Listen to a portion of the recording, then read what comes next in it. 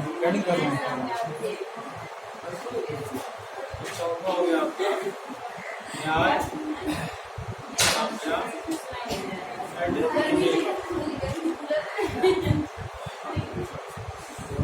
तो ये हो गए आपके सोर्सेस।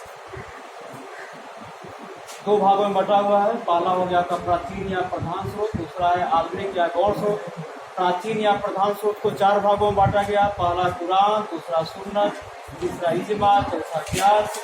आधुनिक या गौण स्रोत ये चार भागों में प्रथा, विधायन, न्याय, निर्णय, न्याय, साम्य और विवेक। पहले भाग कुरान, जैसे हम लोग हिंदू विधि में पढ़ा था कि हिंदू विधि में पहला स्रोत हमारा क्या था? श्रुति। श्रुति के बारे में यह था कि जो भी ईश्वर ने कहा ऋषि मुनियों ने लिख दिया। ठीक यहाँ पर भी है कि कुरान को पैगंबर मोहम्मद साहब को जो भी अल्लाह ने कहा उन्होंने कुरान में लिख दिया। कुरान में टोटल 114 अध्याय है, 6237 आयतें हैं और 200 ला से रिलेटेड हैं और 80 पारिवारिक विधि संबंध। ये आपके टोटल हो गए। कुरान को मुस्लिम विधि का सबसे सर्वोच्च स्रोत माना जाता है। कुरान के साथ एक और है कि जैसे हमारी बाकी लॉ आईपीसी है या कॉन्ट्रैक्ट है, ये सब कोडिफाइड है, विधायिका के द्वारा बनाई गई। कुरान को विधायिका के द्वारा नहीं बनाई गई। यह संहिताबद्ध नहीं है, लेकिन मुस्लिम विधि का सबसे सर्वोच्च स्रोत माना जाता है। नेक्स्ट आते हैं सुन्नत या अहदीस। समय परिवर्तन होने के साथ साथ ऐसी समस्याएं मुस्लिम विधि के सामने आई जिनका समाधान कुरान के द्वारा संभव नहीं था। अतः पैगंबर मोहम्मद साहब के जो भी आचरण थे, जो भी निर्देश थे, जो भी उपदेश थे, वो सब मुस्लिम विधि के स्रोत बन गए।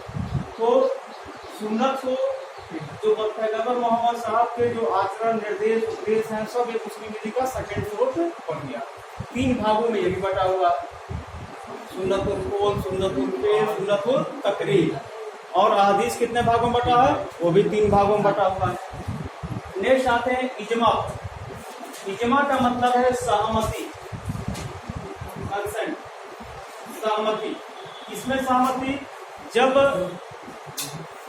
कोई ऐसी समस्या उत्पन्न हो जाए जिसका समाधान न तो कुरान के द्वारा संभव है, न तो सुन्नत के द्वारा संभव है, और ऐसी परिस्थिति उत्पन्न हो गई है, ऐसी स्थिति उत्पन्न हो गई है कि उसका समाधान जरूरी है।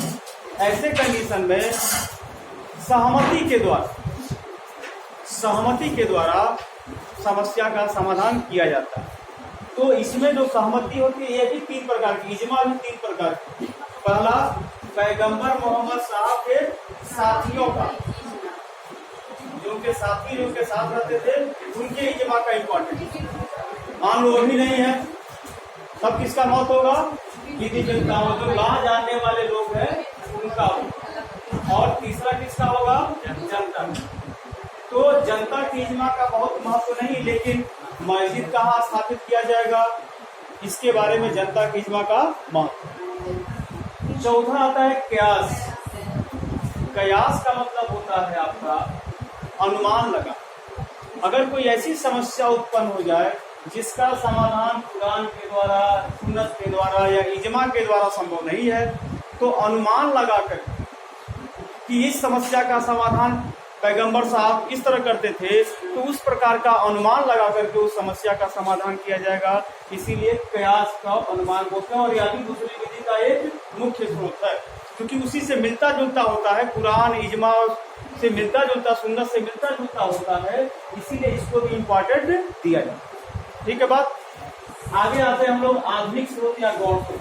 अब आप देखिए गौण स्रोत का नाम लिखा है, गौण स्रोत इसका अंग्रेजी है सेकेंडरी, यानी कि इसको सेकेंडरी लेवल में लिया जाता है, मुख्य रूप से नहीं है। ये मुस्लिम विधि के अंतर्गत प्रधान स्रोत कुरान, सुन्नत, इजमा और कियास को माना जाता है, सेकेंडरी माना जाता है आधुनिक या गौण स्रोत को। इसमें प्रथा के मान, पहला नंबर है प्रथा। प्रथा का मतलब यह है कि जो प्राचीन काल से चली आ रही हो, निरंतर पालन किया जा रहा हो, है ना, कोई विवाद ना हो उस पर, तो प्रथा भी मुस्लिम विधि का एक आधुनिक रूप में स्रोत माना जाता है। नेक्स्ट सेकेंड आता है विधायन, लेजिस्लेशन। विधायन जो है प्रेजेंट टाइम में विधि बनाने की एक सबसे बड़ी क्या नाम है, एक सबसे बड़ी संस्था है। उसके द्वारा बनाई गई विधि पूरे भारत में लागू, संसद द्वारा बनाई गई विधि पूरे भारत में लागू होगी और राज्य द्वारा बनाई गई विधि उस राज्य में लागू होगी। तो मुस्लिम विधि के संबंध में जो विधि बनाई जाएगी वह मुस्लिम विधि पर लागू होगा। आपने देखा अभी 3 तलाक के संबंध में विधि बनाई है हमारे संसद में। नेक्स्ट आते हैं न्यायिक निर्णय। न्यायपालिका भी मुस्लिम विधि के संबंध में जो निर्णय लेगी वह भविष्य में मुस्लिम विधि के लिए एक विधि का काम करेगी, वो सोर्स के रूप में लागू होगा। जैसे अनेकों कानून है न्यायपालिका ने दिया था, लेकिन विधायिका उस कानून को बदल भी सकती है। जैसे आपको एक केस पढ़ने को मिलेगा शाहबानो बेगम का।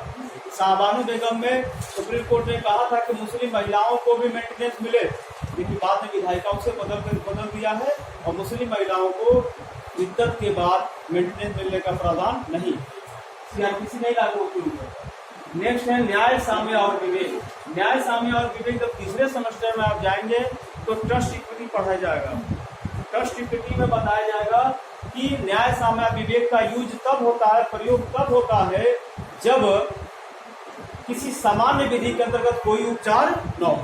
जब जनरल लॉ के अंतर्गत कोई उपचार नहीं होता है तब वहां पर न्यायालय अपने विवेक से उपचार प्रदान करती है। यानी कि ऐसी कोई समस्या उत्पन्न हो जाए जिसका समाधान कुरान, सुन्नत, इजमा, कयास, प्रथा, विधान और न्यायिक निर्णय के द्वारा न होता हो तो न्यायालय क्या करेगी, अपने बुद्धि से, अपने विवेक से उसका समाधान करेगी। ये आपका चैप्टर नंबर 1 खत्म हो गया। इसमें कुछ पूछना हो बताओ।